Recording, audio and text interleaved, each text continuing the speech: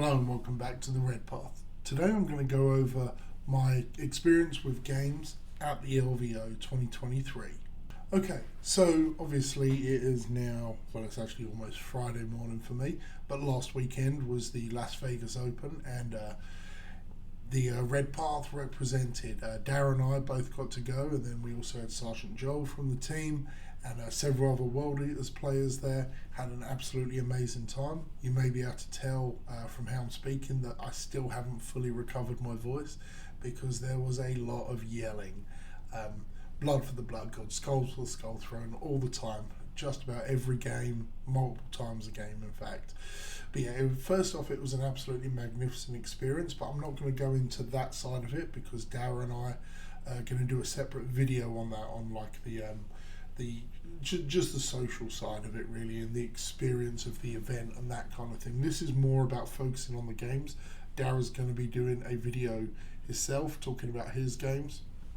But yeah, I just kind of wanted to break it down a bit because sometimes some people are interested, and if not, whatever, this is content, right? So for anyone unfamiliar, the LVO is a super major. Most people are going to play 6 games, but if you are undefeated at the end of those 6, you'll go on to face to go in the top 8 for a chance to win, and you'll play 3 more games. And sometimes there's a shadow round if there's more than 8 undefeated players, and there was this time. But I knew I wasn't going to be fighting in those battles. However, I will start by saying I'd said in our Discord, potentially in a video, and to the fellas we were staying with, that I was genuinely hoping for a 1 and 5. 1 and 5 was like my baseline, what I expected to get. Going 2 and 4, I would be happy with. And I honestly didn't really expect a 3 and 3, which is what I ended up getting. But that kind of started to change as the event went on. Went in quite, I won't say like depressed or anything, but it was like, you know, we've got the Arcs of Omen, our codex is coming out, you know, any time now, next week basically. And you know, still stuck playing that 9th edition stuff with Armor of Contempt and everything. It was just, it felt frustrating going in. But I'll tell you what, playing those games, it made no difference. I loved every second of it. So I'm going to give you a bit of overall stats, just some basic stuff, but then I'll dive into the games. There should be pictures on the screen, probably on that side, just of some of the games. I didn't remember to take photos in every game, unfortunately, but all the armies I played against were beautiful, really good, well-painted stuff. All my opponents were great. No complaints whatsoever. But out of 6 games, so there's 600 points available to score, I scored 416, which is pretty solid, and the average score is 69. Hell yeah! So not quite the 88, but it's a pretty good number. But I'm not Slanesh, don't worry. And I conceded 431 points, which is an average of 71 per game. So my 69 is what I would score, and I would concede 71, which isn't that bad. There's only 2 points in my average there, and as we go through the games, you'll see some of the armies I faced, why I conceded so many. But I will also say, like, I really feel bad because Dara faced Tyranids, bullshit Tyranids, you know, unnerved Tyranids. He faced them 3 times. I didn't touch Tyranids, I didn't touch Tau, I didn't touch Harlequins. I did get Votann, but it was a newer player. I did get Custodes once, but it wasn't like a really bad list. I mean, it was a very strong list, but it wasn't, you know, spamming Dawn Eagle jet bikes or anything like that, which is what I hate. But yeah, all right, let's just get into it. So my first game, I should have the scorecard up above here. First game was against a fella called Tyson. He was rocking Blood Angels. He actually ended up 4 and 2 for the event, 199th place, so a very strong score then from him. So he was obviously a very competent player. You can see, hopefully if you can read it, the breakdown. My primary was 42 out of 45 on Mission 11, Recover the Relics. Excuse me. So I had a strong primary game. This is the one where you kill up to 3 units in a round and score a point for each one. And you can see there I got 3-2-2-1-2, so I was killing consistently. The Long War, I got 14 out of 15, which I think is the most I've ever scored. But versus Blood Angels or like, any kind of aggressive Marines, you're often going to get the long war quite well just because they want to shock tactics you, and they actually end up better in that trade because he got all fours in shock tactics. Banners I got 8 out of 15 because Blood Angels, he got there fast and just killed me off objectives. Assassinate, it was really my best choice. I could have Skulls, but I was worried that because I didn't know about this player, I didn't know if he was super strong, if he was a weaker player. I thought if I told him that, because obviously Blood Angels have a similar secondary, he'd be like, okay, I'll just keep Dante at the back or whatever. So I went for Assassinate because he did have 4 characters, and I did get 2 of them. And as you can see from his, he took Banners and he won out on that with 10. Fury of the Lost, which is one of those Blood Angels ones where you just play the game and score points as far as I understand it, and Shock Tactics, which is the better long war. So this was a great game. It was I feel we were quite balanced skill-wise. At the moment, I would argue Blood Angels are a slightly better army than World Eaters in 9th edition CSM. Just because they have a larger roster, they have speed and aggression, whereas we kind of lack that at the moment. We're going to be there soon, though. I'm not going to blame the dice. I think I was going to lose this game, but I think I was only going to lose it by 3 or 4 points. There was one moment where I think it was round 3, I made a charge with my Berserkers into his last squad of Death Company, and there was a character there who I would have been able to tag, and I think it would have cleared a path for me to get another Assassinate point or something like that. Anyway, it was on a primary, so it was going to give me the long war points, it was going to deny him 4 points on primary, it was going to be an extra kill for the tertiary, and it was going to be, I think it would take a banner of his down. It was quite a big swing. So actually it might have won me the game. But I want to say 19 wounds on his Death Company, and between his saves and his feel no pains, he made 17 of them. Because he had the stratagem, he had a 6 up save or 5 up save with armor contempt, and then he had stratagem to make his feel no pain, or 5 up feel no pain, and he absolutely tanked them. I've dwelled on the average on the mathematical outcomes there, and you know what? It's a dice game; it happens. But I genuinely don't think I would have won had that have swung, but we would have had a much closer game. Anyway, so it was a great game. I scored high, scored 80 points. Gotta love it. And as it turned out, Tyson was a very strong player, so yep, I was happy with that. So then we go into my round 2, and let me just bring that score up here. So this was against Votann. I seen that, I was like, oh man, are you kidding me? Votann in round 2, I hate that shit. But when I got to the table, Will was my opponent's name. We was chatting for a minute, and it turned out he was quite a newer player. I think he said he'd only played about 4 games with the Votann. Probably played a few more 40k, but I think he said only 4 games with the Votann. And I kind of know I've only played him once, but I've only it was like a Berserk spam, not the sort of hecatons and bikes. So we was going over, and I was like, yeah man, this is chill, I'm not gonna like gotcha you, I'll help you out, like, I want to beat you, but we'll play cool. So basically after deployment, when the first round gun, I realised I was going to win. He had 3 squads of 4 bikes, and he used his pre-game move to come backwards. At that point I was like, okay, yeah, your opportunity there was to come forwards and rinse any available targets, specifically the Contemptors, which would be my only ranged asset, which would have allowed him to kind of carpet forwards with his tougher, like his whatever the Terminators are called, and just outshoot me. But he didn't. He retreated, which allowed me to stage my Warp Talons and get my things where I needed them to be. So it actually turned into quite a big win. We didn't make it to round 5. We kind of just was at the point of talking it out. And I didn't want to score points for the sake of scoring points there. But yeah, like round 5, he was all but tabled. In fact, he was tabled at the end of round 4. But we'd run out of time. Or he'd run out of time. He was actually using my clock for about the last 10 minutes. But yeah, I knew I'd won. There's no point in grinding it in. But he was a great guy. I think another sort of 6 months to year of games, if we can get him in, he'll be a very strong player. Like, you could see his tactical choices in certain points were correct, but inexperience, certainly against a combat army, kind of hurt him there. But he was a great guy, great game, and I beat Votann. Happy with that. And I also think he said he was thinking of playing World Eaters, so I think I gave him a Red Path sticker. So Will, if you're watching, I hope to see you representing Khorne soon. So then I was 1-on-1. One more game on the Friday, not the Saturday, on the Friday. So that took me into a gentleman named Sam, who's actually kind of local to me. I've met him a couple of times in GTs. We have the Cag Bash GT here in Ohio, and he's normally at those.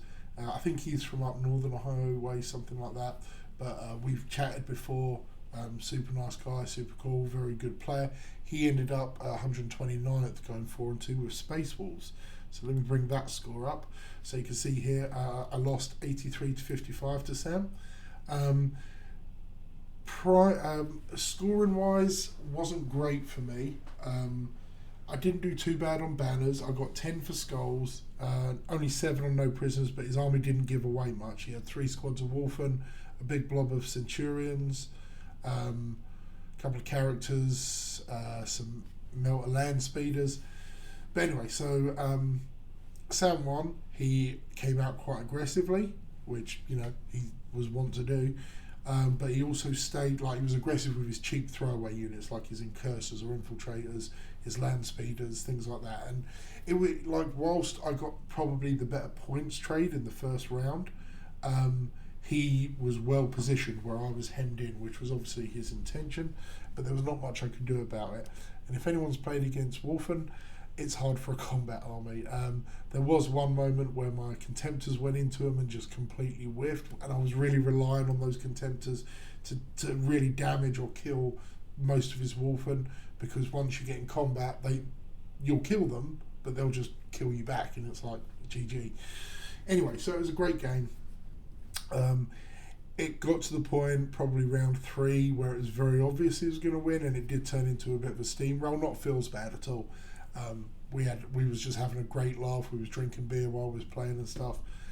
It was a great game, but it was like, okay, yeah, this is happening. But we did see it through to the end. You always try and play for a few points if you can, but it was pretty obvious by round 3 or round 4 that he'd got it. But yeah, great game. So I ended the first day 1-2. I was happy. I'd got my win. I'd hit my minimum baseline of what I needed. So I was feeling all right. Went home. I can't remember where we went out to eat on the Friday night, because we was eating all kinds of crazy shit. I think we might have. No, that wasn't the night of the Rodizio. I don't know. It was whatever we ate was good, because that's all we did. Anyway, so got a few hours sleep.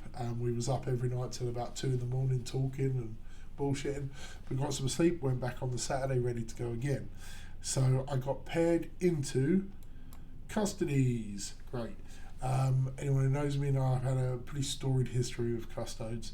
So I've done quite a lot of research on these, as the gentleman in the house will tell you, that I was kind of obsessing over how to beat them, going over the list and everything, and they was all just like memeing, and I'm here trying to study, and they just didn't care. But anyway, it was fun. But I was quietly confident going into this, just because it was a bit of an off-the-cuff list. However, whilst my opponent was, very good, he only ended up 781. He went 2-2, and it looks like he dropped after game 4. But he was a very strong player. He knew his army, knew his rules, knew what to do with his army. He beat me in terrain, in player place terrain. Not saying that I think I got the first drop. No, he got the first drop and was able to open up the field, and then my drops for terrain weren't great. Didn't give myself, because it was abandoned sanctuaries, which is a terrible mission for us anyway, especially versus Custodes. And I had a clutch moment which failed me, and I don't know which way it should have gone, but my 8 Warp Talons went into 3 Custody Guards. He played the no reroll strat, which he was correct to do, and I think I killed 1.5. Typically I should kill a bit more than that, even without the rerolls, just because 49 attacks on 3s, etc. But yeah, I bounced hard, and that meant I didn't flip that, didn't tear his banner down. That was his only infantry unit that was realistically going to raise in banners. and you'll see his score from banners was 13, and that was in round 1, or round 2. So that definitely earned him a lot of points, both primary and secondary. Mine, I did get 5 for the skulls just because I shot his Dawn Eagle. He didn't. Yeah, this is only in round 2 as well. My goodness, that game was over quick. Okay. So at the end of round 2, I put the time on me, and basically we didn't talk it out. We did play out the significant roles and things like that, but I was practically tabled. And all he had to do was just leave a unit alive each turn for grind, which he was very able to do. He'd killed my Contemptors, my Warp Talons. Batten was sitting on, I think, 2 wounds in round 3 because of an explosion and things. It was not good. There was no way I was going to win. Had no board presence. He outnumbered me as Custodes. He had manoeuvrability, everything. So we let the time sit on me for the whole time till I timed out, and then he played his game. Drank a couple of beers and things like that. But he was a great opponent again. And it was a fun game, but you get to that point where it's like, oh great, it's my least favourite mission, one of my least favourite armies. Great, let's just get it over with. However, that meant I went into round 5 and played. I was actually matched against Tyranids, but there was a repairing. Now let me give a bit of context here. I'm a smoker. It's a terrible habit. Please don't do it. But between rounds, I'd go outside and have a cigarette or 2. And when you do that sort of thing, you sort of see familiar faces. You get talking, especially when you're both, at a 40k event.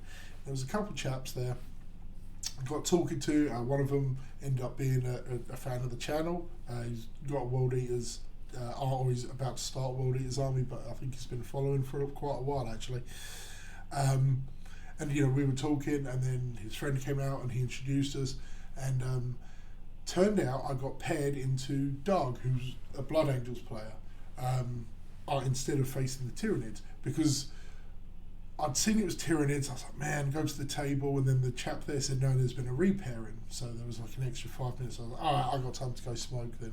So I'm walking outside, and as I'm walking, I've seen the guys walking in, and I'm like, oh, what have you guys got? And they're like, whatever. I said, I just got Blood Angels. They said, oh, really? What's the name? I was like, oh, I don't know, but there's been a repairing. So they were, what? So we're all looking at our phones, and I said, okay, so I'm repaired into Doug, and I forgot, like, it just didn't click with me, but Doug was the Blood Angels player I'd been chatting to. So we got paired. Amazing dude. Just such a laugh. Some of our game is definitely going to be on the screen shortly, but we had such a great game. The score, which I should put up because that would be helpful, did end up 91 to 54, so it was a bit of revenge because I'd already faced Blood Angels and lost, but I had to claim some skulls here. I took skulls for Skull Throne. I think it was Asterath. That's their chaplain that I took as the skulls target. I took for the Dark Gods, which is the actions, God Rod, and then no prisoners, just because he had a heck of a lot of bodies on there. And he took Blade of Sanguinius, which was his version of skulls, Oaths of Moment, Space Marines, and Raise the Banners. And before the game, before we even had to, it was like, okay, I'm choosing my Demon Prince, I'm choosing Asterath, and he's like, I'm choosing Asterath, and I'm choosing Demon Prince. They're just going to come in, they can have an epic duel, and may the best Demon or Astartes win.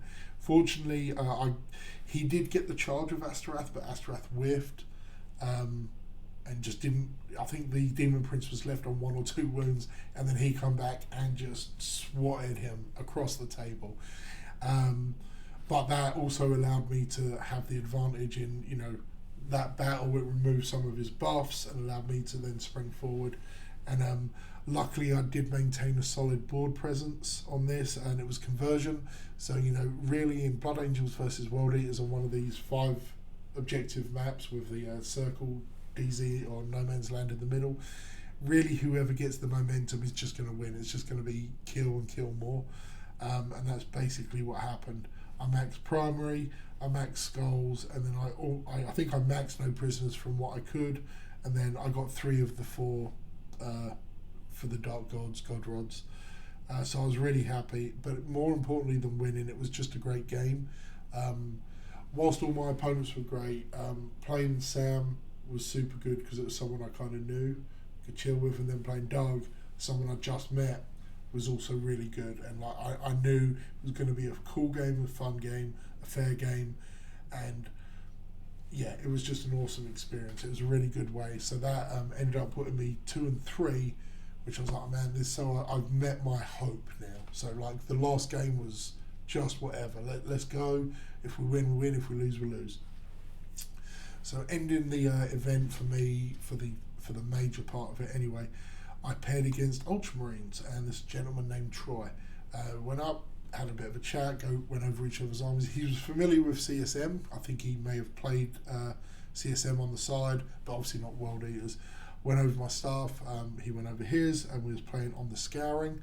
And what won the game for me was player place terrain, almost completely. I won the roll off, and then chose to be defender.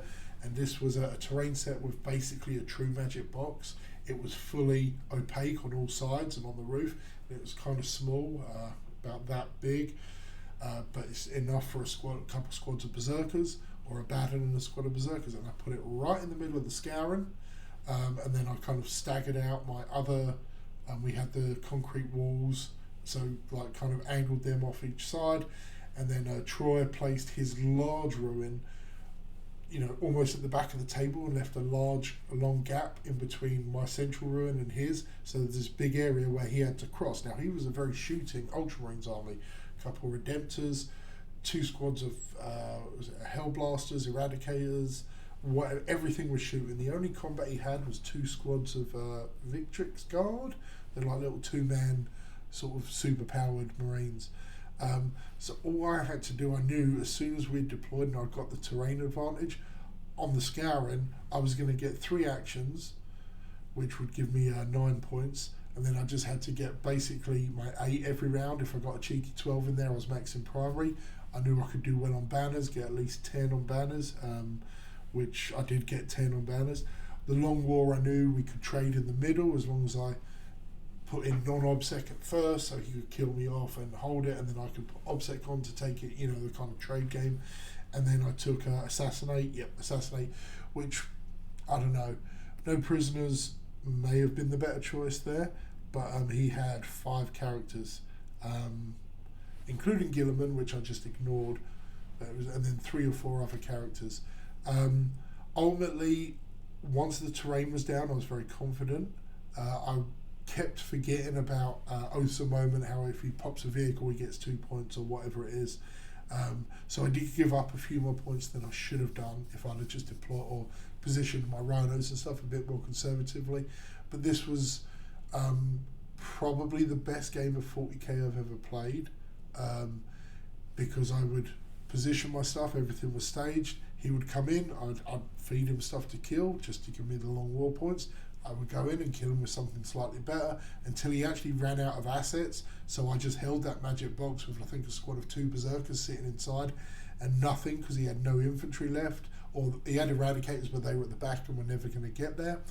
Gilliman couldn't enter the building and the Redemptors couldn't enter the building. So I just had that central point. I had my home objectives. I hadn't lost too much. So it was kind of a done deal as long as I could just deny him some of his secondaries, and that was really it. So I ended up winning that 80-71, and I went 3-3, and I was incredibly happy and pleased with myself. Like I said, 1 and 5 was my expectation, and 2 and 4 was my hope. But going 3-3, matching my ACO 3-3, I was very happy with, and I'm glad like Dara and Mark also went 3-3. Ron and Ben went 4-2. Shane went 3-3 as well, and it was just nice. I think we ended with a perfect 50% win rate for the weekend, which it pretty solid. But yeah, the games were all fun. Like I said, I always feel it's important to really cement that in, that my opponents were good opponents. They were competent. They knew their games. Will, the Votann player, he was a newer player, but he was good. He just needs experience, things like that. I hope my opponents enjoyed their games versus me. I try and I play as fair as I'm able to. Like, you know, if I'm getting rules wrong and don't know about it, that's different. But like always, talk about the score at the end of the round, rolling my dice tray, things like that. But I hope I was made enjoyable games for my opponents, and even if they lost, they didn't feel bad, and if they won, they thought it was a hard victory or a tough game. You know, that's what I want to give. But yeah, that sums up my experience. I would recommend the LVO. I don't think I'll do it next year just because it's quite an expense and it's a lot of traveling and you know, planning and things like that. But I think I need a year off from it, maybe do a few more medium-sized events this year rather than going for the big ones. Probably like to get a Games Workshop major in, or you know, one of the US Opens if I can. But yeah, I do recommend, if you've never been to the LVO and it's something you thought about, definitely do it. It is an amazing experience. Definitely wait, or don't wait, but check out the video we're going to be putting out probably in a couple of days, where we talk about the social side of it, hanging out, seeing the different exhibits, or you know, like going to the stores and stuff, meeting people like your YouTube celebrities. We met some awesome people. We got to hang out with Tanya the War Mistress. We met Scary. We met Kenny Boucher and Demeki. We met Joe from War Games Live. Met Mike P from Warhammer. Warhammer, sorry, Mike. Met Russell Tassin, the Black Legion player, and a lot of other great players were there. Depends who you kind of follow and look for, but I'm always looking for the chaos, generally the chaos players or other cool people that I know from online and things. But yeah, so that really wraps it up. Stay tuned for probably a couple more videos we've got for the LVO, just as we're prepping for all the World Eaters bullshit that is about to happen, and we are just going to be blowing it up with that stuff. But yeah, until next time, folks, stay healthy, stay safe, kill neighbor.